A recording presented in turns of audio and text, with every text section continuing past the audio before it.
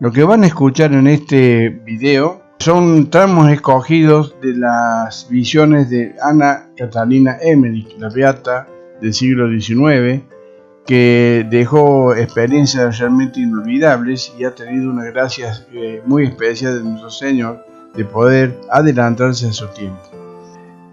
Yo considero que muchas de estas visiones, justamente las que coloco en este video, son visiones adelantadas de nuestro tiempo. Es decir, lo que ella previó como una gran tribulación es lo que estamos viviendo hoy en día. Pero debe tenerse en cuenta que esto es una apreciación personal de las visiones.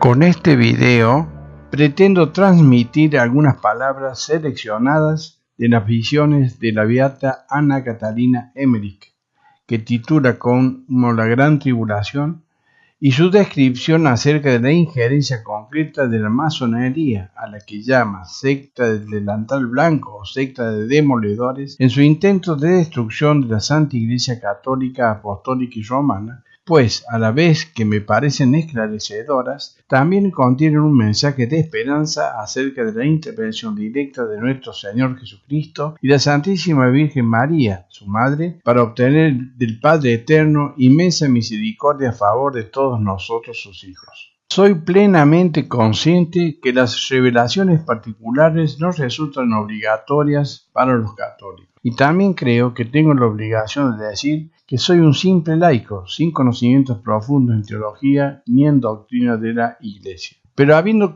subido en un peldaño en el difícil y estricto camino a la santidad, a pesar de todas las críticas y trabas, tengo la seguridad que la vida de esta mística fue tocada por una gracia muy especial y única de nuestro Señor. Creo que así lo quiso Él como un espléndido gesto de misericordia, para advertirnos con tiempo del cumplimiento de esa tribulación como nunca existió y que como nunca existirá, como Él mismo lo anunciara en el Evangelio, también como la gran tribulación, título en la Biblia latinoamericana, en Mateo 24, 21 al 22, Marcos 13, 19 al 20 y Lucas 21, 8 al 19. Es cierto que las fuentes de conocimiento no han sido las tradicionales, escritos y documentos, sino a través de Internet, lo cual puede quitar la exactitud, pero me preocupó consultar páginas reconocidamente católicas comparándolas entre sí, pero antes que nada rogando asistencia del Espíritu Santo, que es Dios, para animarme a desarrollar este video. Toda esta introducción sirve solo para explicar que en las profecías de la beata Emmerich encontré la corroboración de algunas modestas reflexiones acerca de la masonería, la secta del delantal blanco, repito, y su nefasta acción depredadora especialmente contra todo el orden natural y el plan de Dios para la humanidad, convirtiéndose así en una verdadera iglesia de Lucifer, un remedio absurdo y contra natura del cuerpo místico de Cristo. Pío IX la llamó la sinagoga de Satanás, casi seguro con mucho más exactitud. En su soberbia persistencia de instalar al hombre en el trono que no le corresponde, de tal manera que consumar la gran apostasía universal, equivalente al propio pecado original que surge de la caída de los primeros padres en la gran tentación, seréis como Dios. Todo lo bueno, lo cierto y lo bello, dado por Dios nuestro Señor a manos llenas, parece derrumbarse del ministerio de iniquidad, contra el cual nos sentimos impotentes y débiles, cediendo a la creencia, muy humana por cierto, que el Señor nos ha abandonado. Pero si tenemos fe en la verdad y observamos con detenimiento los signos de los tiempos, podremos ver claramente que el crucificado nunca abandona a sus hijos y permanentemente intercede ante el Padre Santo, con lo que cumple con su promesa de estar con nosotros hasta el fin de los tiempos. No desesperen y no tengan miedo, dijo, y son verdades que han tomado una relevancia particular en estos tiempos y se constituyen en la mayor de las garantías y y finalmente en la esperanza concreta de que el pecado y la muerte ya han sido vencidos con la pasión, muerte de cruz y resurrección del Hijo de Dios.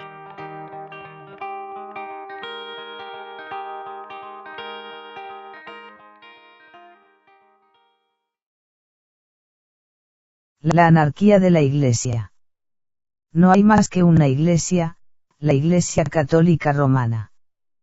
Y cuando no quedare sobre la tierra más que un católico, éste constituiría la Iglesia una, universal, es decir, católica, la Iglesia de Jesucristo, contra la cual las puertas del infierno no prevalecerán. El conocimiento de la grandeza y de la magnificencia de esta Iglesia, en la cual los sacramentos son conservados con toda su virtud y su santidad inviolable, es desgraciadamente una cosa rara en nuestros días, incluso entre los sacerdotes. Y es porque tantos sacerdotes no saben ya más lo que ellos son y no comprenden más el sentido de esta palabra, pertenecer a la Iglesia. Es algo muy grande, pero también algo imposible sin la verdadera luz, sin la simplicidad y la pureza, el vivir según la fe de esta Santa Iglesia. Veo en todos ellos, incluso en los mejores de entre ellos, un orgullo espantoso, pero en ninguno veo humildad, simplicidad, obediencia. Son terriblemente vanos de la separación en la que viven. Hablan a veces de fe, de luz, de cristianismo vivo, pero menosprecian y ultrajan la Santa Iglesia en la cual únicamente hay que buscar la luz y la vida. Se sitúan por encima de todo poder y de toda jerarquía eclesiástica y no conocen ni la sumisión ni el respeto hacia la autoridad espiritual. En su presunción, pretenden comprenderlo todo mejor que los jefes de la Iglesia e incluso que los santos doctores. Rechazan las buenas obras y quieren sin embargo poseer toda perfección, ellos que, con su pretendida luz, no juzgan necesarias la obediencia, ni las reglas de disciplina, ni mortificaciones, ni penitencia. Yo los veo siempre alejarse cada vez más de la Iglesia, y veo un mal por venir para ellos. Ninguna desviación lleva a consecuencias tan desastrosas y es tan difícil de curar como este orgullo del espíritu por consecuencia del cual el hombre pecador pretende llegar a la suprema unión con Dios sin pasar por el camino laborioso de la penitencia, sin practicar incluso las primeras y las más necesarias de las virtudes cristianas y sin otra guía que el sentimiento íntimo y la luz que da al alma la certeza infalible que Cristo opera en ella. Estos, iluminados, los veo siempre en una cierta relación con la venida del Anticristo, ya que ellos también, por sus manejos, cooperan en el cumplimiento del misterio de iniquidad. Jesús. Jesús. Jesús. Cristo para nosotros. Cristo en nosotros. Ellos habían rechazado todo juicio de la autoridad legítima de la Iglesia, que únicamente ella ha recibido su poder de Dios, que únicamente ella tiene misión para poder decidir sobre la verdad o falsedad de estos tipos de manifestaciones interiores. Ellos se habían puesto por encima de las reglas de la fe y de los mandamientos divinos y habían por ello quitado toda barrera que hubiera podido preservar a estos infortunados de este mal cuya influencia desastrosa hacían crecer como una simiente de maldición por todo lugar por donde pasaban. Jesús les habló de diferentes sectas religiosas que existían entonces, y que él las describió como sepulcros blanqueados y llenos de la corrupción más espantosa. El tiempo del Anticristo no está tan próximo como algunos creen. Habrá todavía algunos precursores. He visto en 2 ciudades doctores, de cuya escuela podrían salir estos precursores. Ella vio el cese del sacrificio en la época del Anticristo. 27 de junio de 1822, he tenido un penoso trabajo que hacer en una iglesia en la que se había, por temor a una profanación, cerrado y tapiado el Santísimo Sacramento en un pilar y donde se decía la misa en secreto en una bodega debajo de la sacristía. No puedo decir dónde ocurría esto, la iglesia era muy vieja y tenía yo un terror mortal de que el sacramento estuviera expuesto a algún peligro. Entonces mi conductor me exhortó de nuevo a orar y a pedir con todo mi conocimiento oraciones para la conversión de los pecadores y sobre todo para que los sacerdotes tengan una fe firme, ya que los tiempos muy difíciles se acercan. Los no católicos quieren por todos los medios posibles disputar y quitar a la Iglesia todo lo que es de su dominio. La confusión será cada vez mayor. El hedonismo y la cruz. Se guardaba silencio sobre la cruz, sobre el sacrificio y la satisfacción, sobre el mérito y el pecado, donde los hechos, los milagros y los misterios de la historia de nuestra redención debían dejar paso a profundas teorías de la revelación, donde el hombre Dios, para ser soportado, solo debía ser presentado como el amigo de los hombres, de los niños, de los pescadores, donde su vida no tenía valor más que como enseñanza, su pasión como ejemplo de virtud, su muerte como caridad, sin objeto, donde se le quitaba al pueblo creyente el antiguo catecismo que se reemplazaba por historias bíblicas, donde la falta total de doctrina debía de ser velada bajo un lenguaje ingenuo al alcance de todas las inteligencias, donde los fieles estaban forzados a cambiar todos sus libros de piedad, sus viejas fórmulas de plegaria y sus antiguos cánticos por producciones de fábrica moderna, tan malas y tan impías, como aquellas por las que se intentaba reemplazar el misal, el breviario y el ritual. No es solamente para los incrédulos y los enemigos de Dios que combatían a la Santa Iglesia con todas las armas de la violencia y de la astucia, que la cruz era una locura y un escándalo, sino que, al margen de los hombres que no querían renegar de la fe en Jesucristo, uno se asustaba del número de aquellos que comprendían todavía el testimonio del príncipe de los apóstoles: sabed que no habéis sido buscados por el oro y la plata, cosas perecederas, sino por la sangre preciosa de Cristo, como por la de un cordero sin mancha.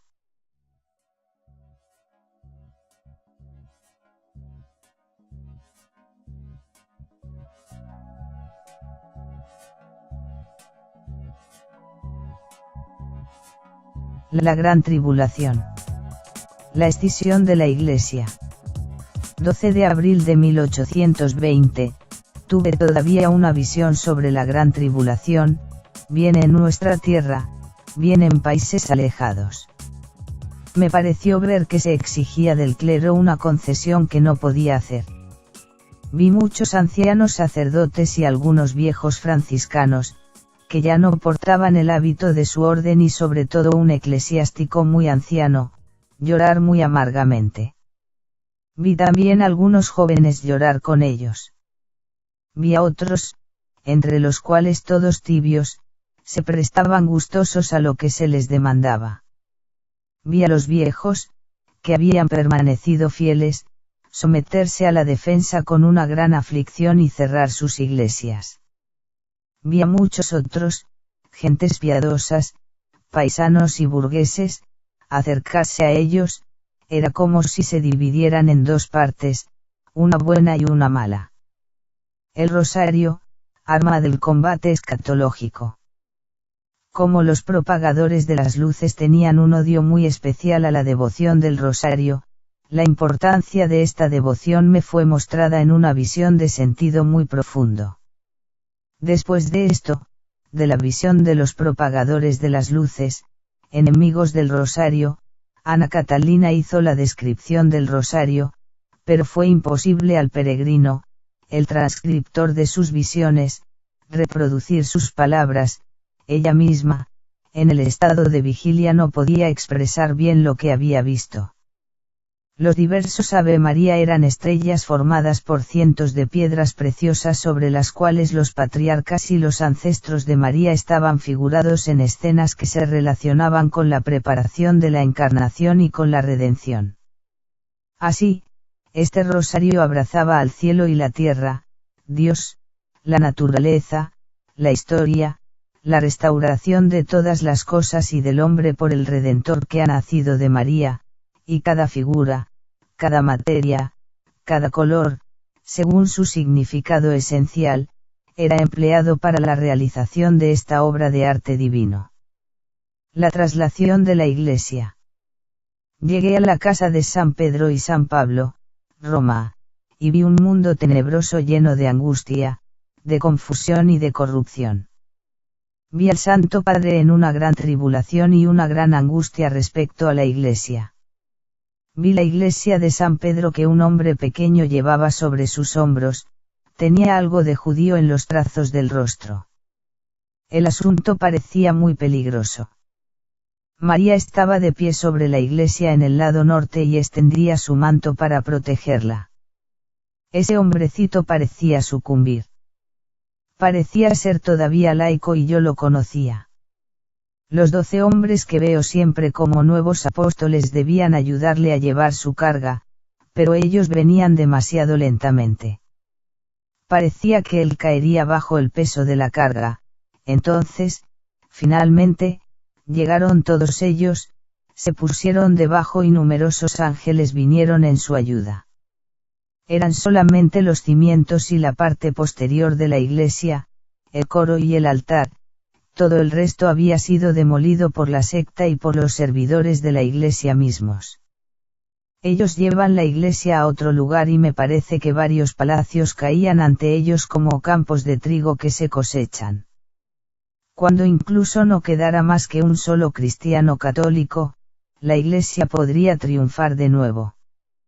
Cuando vi la iglesia de San Pedro en su estado de ruina y cómo tantos eclesiásticos trabajaban, estos también, a la obra de destrucción, sin que ninguno de ellos lo hiciera abiertamente ante los demás, sentí una tal aflicción que grité hacia Jesús con todas mis fuerzas, implorando su misericordia. Entonces vi ante mí a mi esposo celeste bajo la forma de un hombre joven y me habló durante largo tiempo. Él dijo, entre otras cosas, que esta traslación de la iglesia de un lugar a otro significaba que ella estaba en completa decadencia, pero que reposaba sobre esos porteadores y se rebelaría con su ayuda. Incluso cuando solo quedara un solo cristiano católico, la iglesia podría triunfar de nuevo, ya que ella no tiene su fundamento en la inteligencia y los consejos de los hombres. Él me mostró, entonces, como nunca habían faltado personas orando y sufriendo por la iglesia. Me hizo ver todo lo que él mismo había sufrido por ella, qué virtud había dado a los méritos y a los trabajos de los mártires y cómo él padecería de nuevo todos los sufrimientos inimaginables si le fuera posible sufrir de nuevo. Me mostró también en escenas innumerables la deplorable conducta de los cristianos y de los eclesiásticos, en esferas cada vez más vastas, extendiéndose a través del mundo entero, incluido mi país. Después me exhortó a perseverar en la oración y el sufrimiento. Era una escena inmensa e indeciblemente triste que es imposible describir. Se me mostró también que ya no hay apenas cristianos en el antiguo sentido del término, por lo mismo que todos los judíos que existen todavía hoy son puros fariseos, solamente más endurecidos que los antiguos. No hay más que el pueblo de Judith en África que es semejante a los judíos de antaño. Esta visión me llenó de tristeza.